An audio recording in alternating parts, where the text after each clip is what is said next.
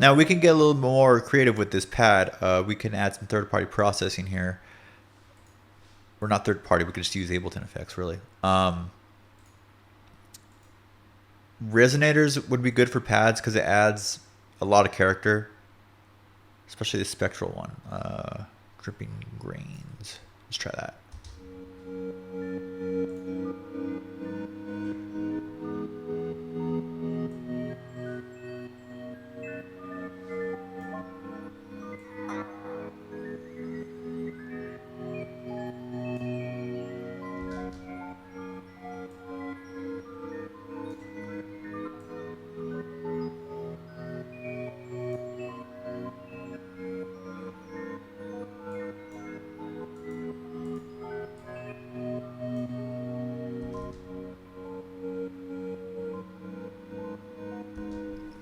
It's kind of cool. It's probably will get lost in the mix, so you wouldn't be able to even hear those like little nuances with the little drops and everything when the drums are going, so it might not even be worth adding it.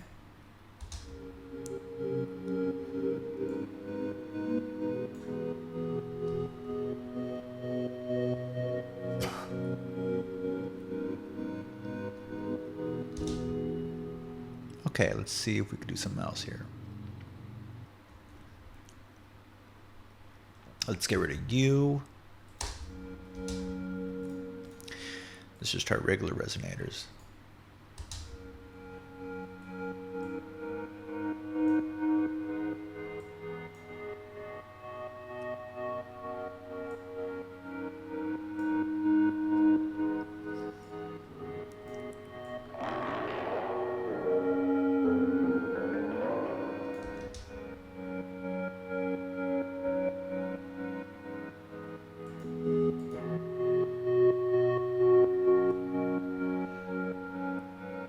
Then that's some pretty good character. It kind of washes it out a little bit, and it might sound good with the piano here.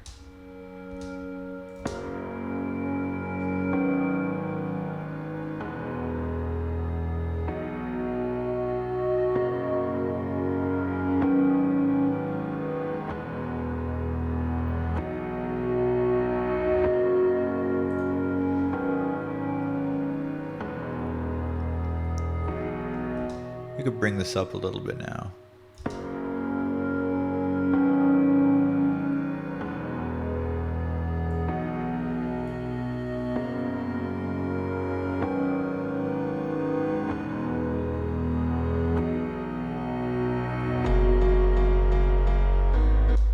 Try it without it.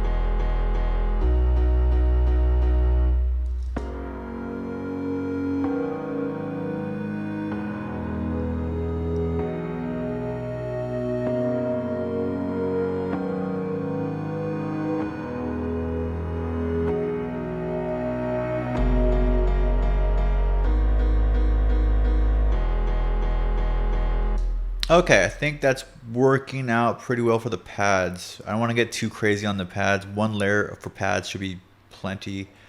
This is a progressive house track. The chords and the keys kind of take the lead here. You don't want to have too many atmospheric things going around because for one, you're not going to hear a lot of it because the emphasis, like I said, is on the keys, and that especially on a large system on a big stage. You'll hear it in the background during, like, for instance, this section. But once this part comes in, it gets pretty hype, and it's going to get lost in the mix. So I think it will serve its role just to have it introduced and have it support these chords down here. And then we, can actually move into the drop pretty quickly here. So let's go ahead and get into maybe creating a instrument, uh, an ARP for this intro here with a guitar.